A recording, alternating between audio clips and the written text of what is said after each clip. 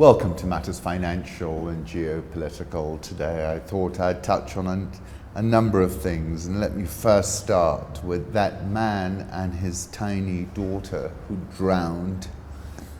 This is what they looked like alive. Her name was Valeria and his name was Oscar. That's from Lourdes G. Navarro. And that took me to For Whom the Bell Tolls. No man is an island. No man is an island entire of itself. Each is a piece of the continent, a part of the main. If a clod be washed away by the sea, Europe is the less. As well as if a promontory were, as well as if a manor of thine own or of thine friends were. Each man's death diminishes me, for I am involved in mankind. Therefore, send not to know for whom the bell tolls. It tolls for thee. And that's a poem by John Donne, but it kind of encapsulates what's happening in the world today, that a father and a daughter face down. But of course, there are many people suffering as well, but sometimes it's the visuals, isn't it, that captures the world's attention.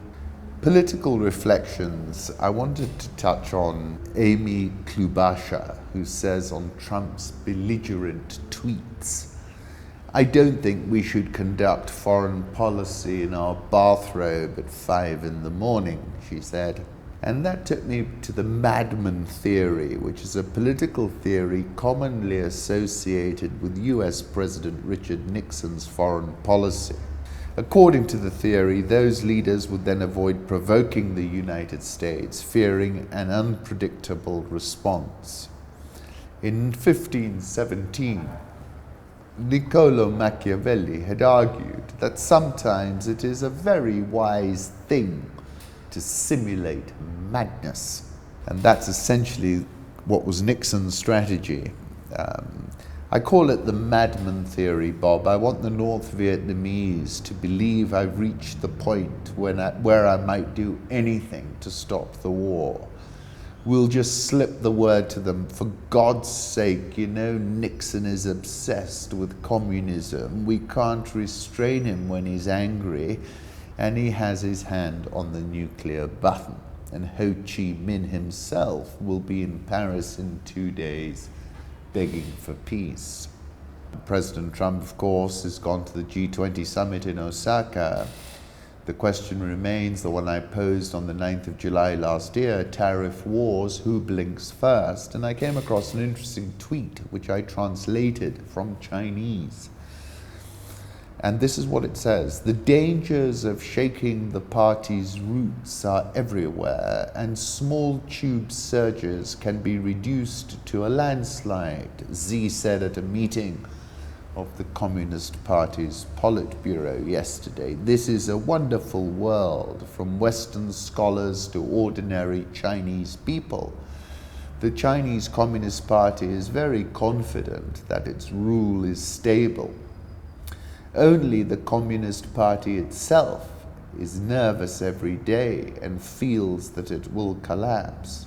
Interesting, isn't it, that he's trying to shore up his own inner core of the party. And of course, that's subsequent to the first volte-face I can recall, which is in the matter of Hong Kong, where he is the decider. Make no mistake, Carrie Lam is carrying out his instructions, and essentially he understood Hong Kong would not be Xinjiang. And also, being a paramount leader is a double-edged sword. It all ends up on Xi's shoulders. This is Free Hong Kong Democracy Now! Assembly before the G20. Let's move on now to Ethiopia. In particular, a simply outstanding report on Reuters, which I'm going to read in detail and kind of critique as I read it. Report: twin attacks threaten new Ethiopian government's reforms. The baklava and cake cafe was heaving with customers when truckloads of heavily armed men in fatigues rolled up across the road outside the local government headquarters in Ethiopia's Amhara region. The men, some carrying 2 Kalashnikov assault rifles, stormed the building, sending customers enjoying a Saturday afternoon coffee in the cafe diving for cover, witnesses said. Within moments, the assailants had shot dead Amhara's president, an aide, and fatally wounded the state's attorney general.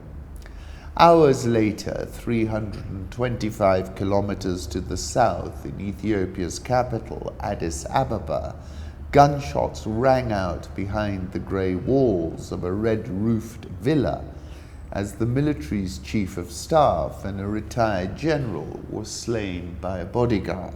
The world out there wanted to believe the fairy tale. They became obsessed with their own narrative, said Tamrat Georges, the managing editor of Addis Fortune. But that doesn't chime with what is happening on the ground. It is much more complex and scary. The ruling Ethiopian People's Revolutionary Democratic Front, itself a coalition of 4 ethnically based parties, faces strident challenges from newly emboldened regional power brokers demanding more influence and territory. Abiy's reforms removed the lid on many accumulated grievances, said Rashid Abdi, making the transition to a more open society is always dangerous, he said. 500 years ago, we faced a similar test, Assamnew told graduating Amhara Special Forces this month, referring to the historical expansion of Oromo people into Amhara. Some there resent the fact the previous federal government was dominated by Tigrayans, who make up about 6% of the population. Now the Prime Minister, Abiy, is an Oromo. The gunfire ended about 5 hours later after federal reinforcements arrived by helicopter, the witnesses said.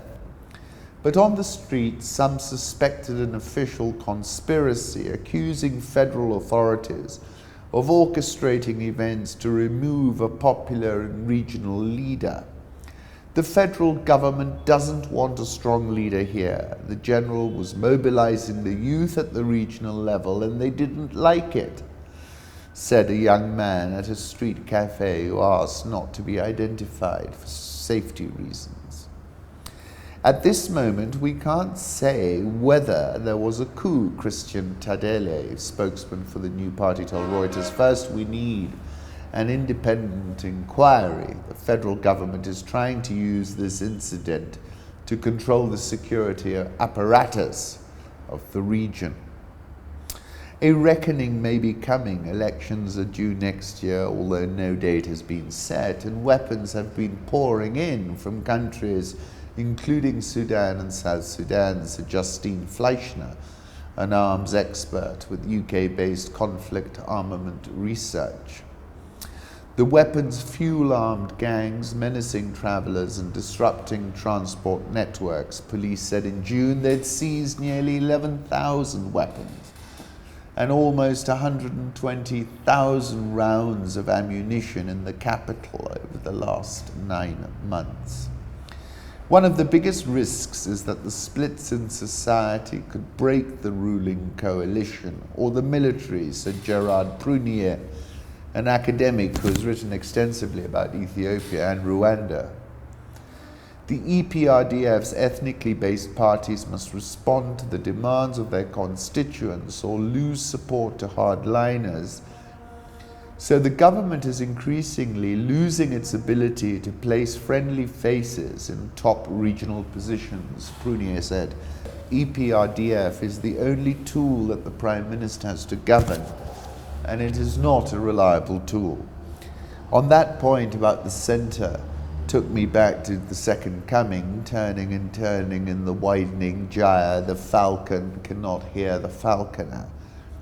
Things fall apart, the centre cannot hold, mere anarchy is loosed upon the world. Surely some revelation is at hand, surely the Second Coming is at hand. And I think that's relevant. Ethiopia has restored internet access after a nationwide internet shutdown spanning 6 days. Connectivity is now back at 85%. Some accuse the government of being lax on security. Others in the crowd chanted, "Abiy is a traitor," and "Abiy resign." And I'll just repeat what I said yesterday. The near-term events will surely alert investors to risks which had been previously overwhelmed by Prime Minister Abiy's sheer force of personality and his velocity. Having announced his economic pivot 90 days into his term, recent developments, particularly around the telecom sector, indicated he was ready to go much further, much faster than even the boldest commentator had imagined. The cross-cutting political undercurrents are multi-sided, and the seriousness is reflected in the number of IDPs. To date, investors have given the Prime Minister the benefit of the doubt. This might be a popping over the radar moment for political risk. The final worry is around bandwidth in the PM's office, and whether the office can risk manage the politics and simultaneously fast-track the much-needed economic reform program.